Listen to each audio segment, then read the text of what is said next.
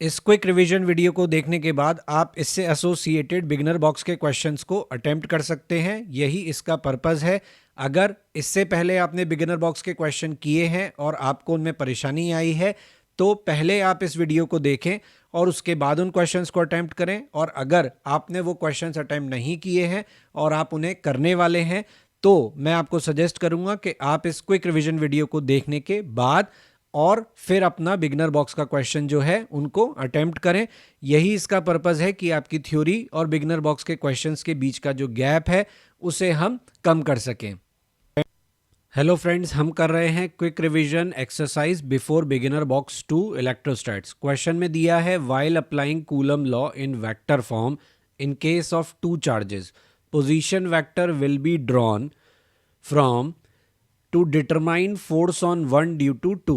तो क्वेश्चन ये है कि अगर वन पर टू का फोर्स निकालना है और कूलम लॉ वेक्टर फॉर्म में लगाना है तो आपका पोजीशन वेक्टर कहाँ से कहाँ ड्रॉन होगा। ध्यान रहे, वन पर टू का फोर्स निकालना है तो वन से टू पोजीशन वेक्टर बनाएंगे या टू से वन पोजीशन वेक्टर बनाएंगे या दोनों बना सकते हैं या इनसफिशिएंट इंफॉर्मेशन है।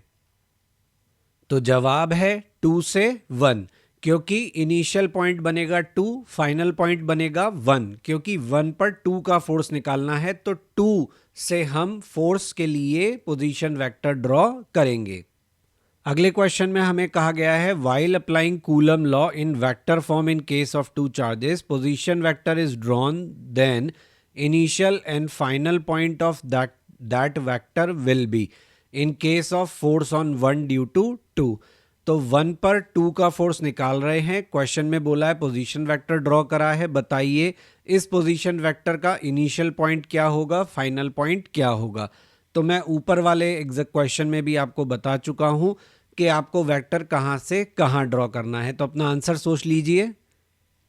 ऑब्वियसली कहां से कहां पे बनेगा, टू से वन पर, टू होगा इनिशियल, वन होगा फाइनल, यानी बी ऑप्शन। अगले क्वेश्चन में if equal charges are placed on the vertices of a triangle then force on the centre of the triangle. Question में कहा है कि एक ट्राइंगल के वर्टिसेस पर हमने इक्वल चार्जेस रखे हैं तो फोर्स बताना है सेंटर ऑफ द ट्राइंगल पे। पहला ऑप्शन कहता है जीरो हो सकता है, दूसरा कहता है हमेशा जीरो होगा, तीसरा कहता है कभी जीरो नहीं होगा, चौथा कहता है इनसफिशिएंट इंफॉर्मेशन है। तो सबसे सही ऑप्शन कौन सा है? Obviously may be zero. क्यों? क्योंकि अगर ट्राइंगल आपका इक्विलेटरल हुआ तो ऐसा हो सकता है। बी गलत है कि हमेशा जीरो होगा। हमेशा जीरो तब होगा जब आपको क्वेश्चन में कहा जाए कि इक्विलेटरल ट्राइंगल है। फिर अगले क्वेश्चन में हमें कहा है कि कूलम लॉ जो है वो डिराइव हो सकता है। ट्रू है या फॉल्स है? सोचिए। जवाब है फॉल्स, कूलम लॉ डिराइव नहीं होता है। अगला क्वेश्चन, कूलम फोर्स जो होता है वो कंजर्वेटिव होता है, नॉन कंजर्वेटिव होता है या ग्रेविटी की तरह इसका वर्क डन होता है?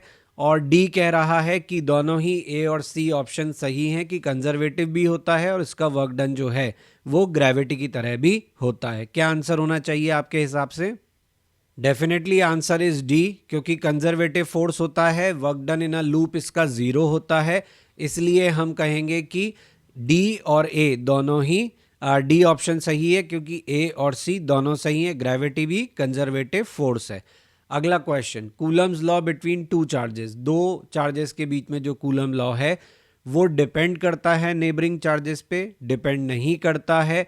हो सकता है डिपेंड करता हो सकता है डिपेंड नहीं करता हो, यानी दोनों स्टेटमेंट सही मान रहे हैं और इनसफिशिएंट इंफॉर्मेशन दी है। तो बताइए क्या केस माना जाए? तो जवाब है डिपेंड नहीं करता। प्रिंसिपल ऑफ सुपरपोजिशन का स्टेटमेंट यही है कि दो चार्जेस के बीच का कूलम लॉ का जो फोर्स है वो नेबरिंग चार्जेस की प्रेजेंस पे डिपेंड नहीं करता। अगला question, we can apply Coulomb's law on extended objects. Extended objects जो होती हैं यानी जिनको हम पॉइंट चार्ज नहीं मानते, उन पर अगर हम कूलम लॉ लगाना चाहें तो हम डायरेक्टली लगा सकते हैं, केवल अजम्पशन के साथ लगा सकते हैं, केवल अजम्पशन लगा सकते हैं एक ही पॉइंट के लिए। और डी ऑप्शन कह रहा है कि अजम्पशन लगा सकते हैं केवल स्फेरिकल बॉडीज में बाहर वाले पॉइंट के लिए। क्या स्टेटमेंट सही है?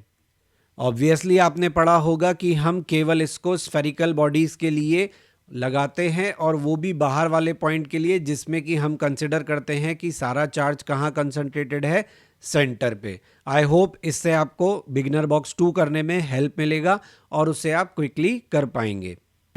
अगर आप बिगिनर बॉक्स के क्वेश्चंस के वीडियो सोल्यूशन चाहते हैं तो आप मेरे चैनल को लाइक, शेयर और सब्सक्राइब कर सकते हैं। चैनल का लिंक बायो में दिया हुआ है और बेल आइकन दबाना ना भूलें ताकि सभी इंपॉर्टेंट अपडेट्स आपको टाइमली नोटिफाई हो सकें।